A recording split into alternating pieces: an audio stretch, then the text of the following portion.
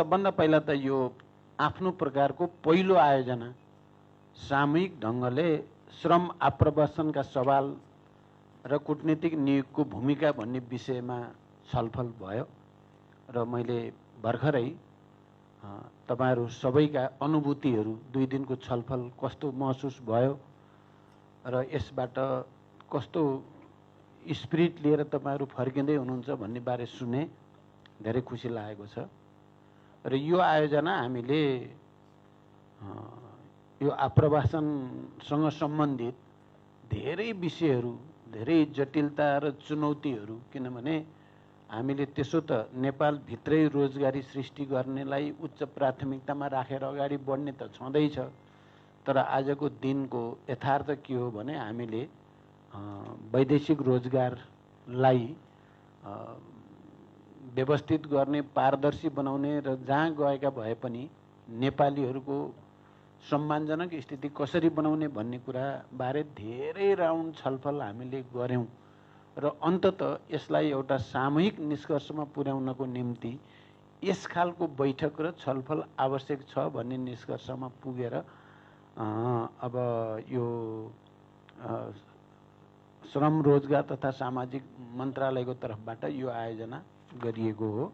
म सबै आयोजकलाई धन्यवाद भन्न चाहन्छु र नेपाली श्रमिक तथा कामदारहरूको सुरक्षित र मर्यादित आप्रवासनमा यस प्रकारको छलफलले महत्त्वपूर्ण योगदान गर्ने विश्वास हामीले लिएका थियौं र आज तपाईहरुको अभिव्यक्तिले पनि त्यो कुरालाई प्रष्ट पारेको छ। पछिल्लो समय आन्तरिक रोजगारीमा देखा परेको अप्ठ्यारो अवस्थामा वैदेशिक रोजगारीले देशको युवा जनशक्तिलाई रोजगारी सृजनाको क्षेत्रमा सहयोग त पुर्याएकै छ र देशको भुक्तानी सन्तुलनमा सहयोग लगायत पुँजी सिप र प्रविधिले नेपालको विकासमा महत्त्वपूर्ण योगदान गर्नको साथै नेपालको अन्तर्राष्ट्रिय सम्बन्ध र मित्रतामा समेत सहयोग पुगेको छ।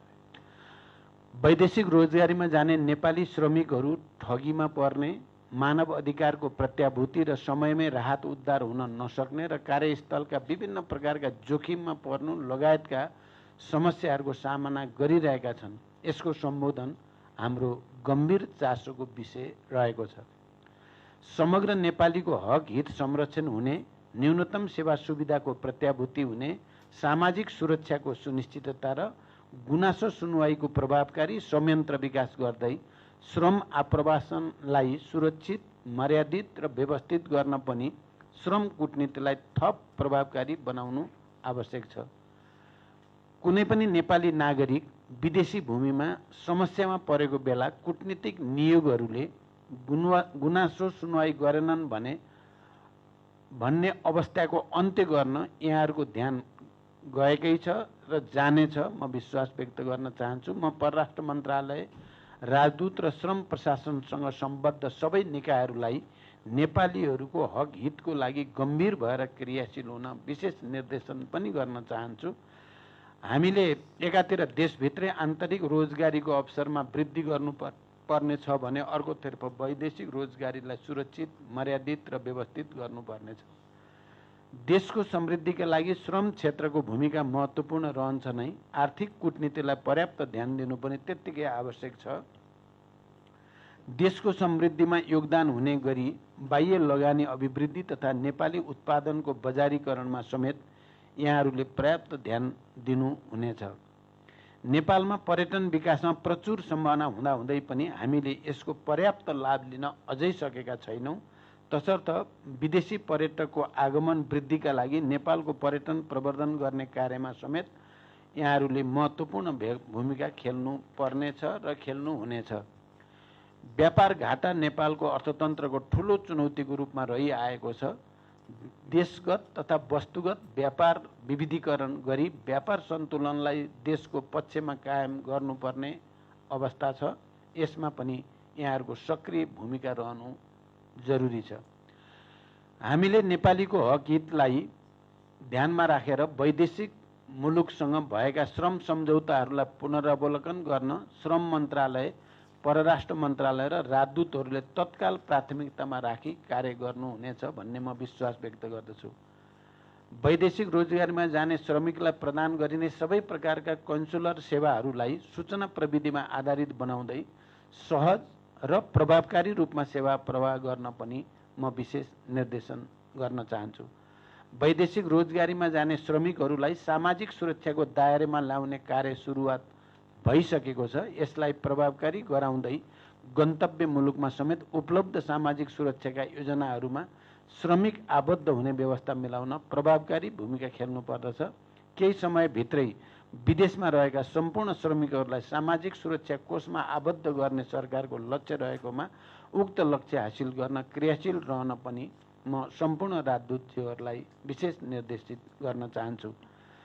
द्विपक्षीय श्रम सम्झौता पुनरावलोकन र विस्तार, मागपत्रको प्रमाणीकरण, कानुनी प्रतिरक्षा, घरेलु कामदारसँग सम्बन्धित समस्याको सम्बोधन, सुरक्षित आवास, अभिलेख नभएका श्रमिकहरूको अभिलेखीकरण लगायतका विषयमा तत्काल कार्ययोजना बनाई यहाँहरूले कार्य प्रारम्भ गर्नुहुनेछ। यो निकै कतिपय कुराहरू दर्दनाक स्थितिका धेरै उदाहरण हामीले सुनेका छौँ। यसको सम्बोधन हामी सबैको निम्ति एउटा चुनौती बनेर खडा छ। विदेश स्थित नेपाली दूतावासको कार्यक्षमताको कमी, साधन स्रोतको अभाव र नेपाली श्रमिकहरूको उद्धारका लागि समेत कठिनाई भएका लगायतका विषय आफैमा गम्भीर छन्।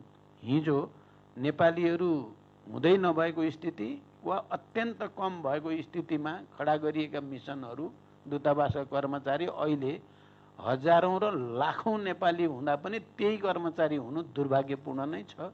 यसले सम्बोधन गर्न गाह्रो भएको मैले राम्रै महसुस गरेको छु। यस अन्तर्क्रियामा महामहिम राजदूतहरूले जे जति विषयहरू उठाउनु भयो त्यो सबै विषयहरू मैले गम्भीरतापूर्वक सुनेको पनि छु, लिएको पनि छु र पढ्दै पनि छु, अध्ययन पनि गर्दैछु। ती सबै विषयहरूलाई टिपोट गरेर तिनलाई कार्यान्वयनमा लैजानेतिर सरकारको जोड रहने विश्वास दिलाउन चाहन्छु। यी विषयहरूमा सरकारले गम्भीरतापूर्वक लिई समस्या समाधानको पहल बढाउने कुरा पनि म प्रश्न गर्न चाहन्छु। हिजो र आजको छलफलबाट हामी केही महत्त्वपूर्ण विषयहरूमा निष्कर्षमा पुगेका छौँ। यी विषयहरूलाई सबै निकाय र पदाधिकारीहरूले पूर्ण रूपमा कार्यान्वयन लैजान निर्देशन पनि गर्दछु। हामी कहिलेकाहीँ छलफल गरेर निष्कर्ष त उचितै लिने, तर कार्यान्वयनमा त्यही स्तरको तत्परता र गम्भीरता नहुँदा पनि सही निर्णय पनि लावारिस हुने हुन्छन्। त्यो स्थिति दोहोरिने छैन भन्ने म विश्वास व्यक्त गर्न चाहन्छु। यस अन्तर्क्रियामा उठेका विषयहरूलाई समेटेर परराष्ट्र मन्त्रालयले कार्य सम्पादन सूचक तयार गरी कार्य सम्पादन सम्झौता हुने प्रबन्ध मिलाउनु हुनेछ। परराष्ट्र मन्त्रालय, श्रम मन्त्रालय तथा नेपाल सरकारका मुख्य सचिवबाट आवश्यक समन्वय तथा नियमित रूपमा अनुगमन र सुपरिवेक्षण गरी प्रतिवेदन प्रस्तुत गर्नुहुनेछ। त्यसका आधारमा सरकारले समग्र मूल्याङ्कन सहित कार्ययोजना बनाएर अगाडि बढ्नेछ। श्रम गन्तव्य मुलुकमा रहेका तपाईँ राजदूतहरू तथा यहाँ रहेका मन्त्रालय तथा निकायहरू बीच यस प्रकारको अन्तर्क्रियाले श्रम आप्रवासनमा रहेका समस्या सम्बोधन गर्न महत्त्वपूर्ण सहयोग पुगेको छ, पुग्नेछ। आगामी दिनमा समेत यस प्रकारको अन्तर्क्रिया आवश्यकता अनुसार आयोजना गरिने कुरा पनि म प्रश्न पार्न चाहन्छु। अन्त्यमा 2 दिवसीय अन्तर्क्रियाले विदेशमा रहेका नेपाली श्रमिकहरूका समस्या समाधान गर्न, नेपालको कूटनीतिक क्षमतालाई सुदृढ र विस्तार गर्न, देशभित्र विदेशी लगानीको वातावरण सिर्जना गर्न एवं नेपालको बहुआयामिक विकासमा महत्त्वपूर्ण योगदान पुग्ने विश्वास व्यक्त गर्दछु र तपाईहरू सबैलाई धन्यवाद भन्न चाहन्छु। धन्यवाद। अभिवादन।